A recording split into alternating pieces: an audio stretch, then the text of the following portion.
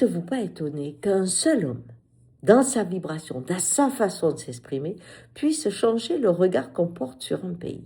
J'ai écouté une amie me dire, tu sais, je crois que je vais émigrer en Espagne. Eh oui. Et on voit bien que Pedro Sánchez a pris une stature incroyable, mais du coup, l'image du peuple espagnol change. Et ça, c'est surprenant parce qu'on retrouve l'inverse avec l'Amérique, où c'était un pays de liberté. Maintenant, on dit, oui, mais ils sont violents quand même, les Américains. Juste.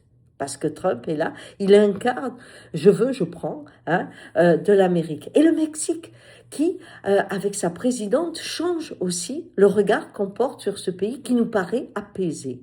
Évidemment, il y a quelque chose de commun, supposons, entre la présidente mexicaine et la présidente d'Espagne. C'est que quand ils s'adressent à leur peuple, ils respectent des valeurs humanistes, c'est sûr, mais ils donnent aussi les deux visions. Une vision d'en haut, la vision internationale, et ils expliquent les conséquences sur le pays. Et ils disent, voilà, sur l'individu, voilà ce que nous allons faire pour pouvoir traverser ces conséquences, et ils apportent les aides, une réponse aux événements internationaux. C'est ça qui est fabuleux, c'est cette possibilité de dialoguer dans les deux niveaux.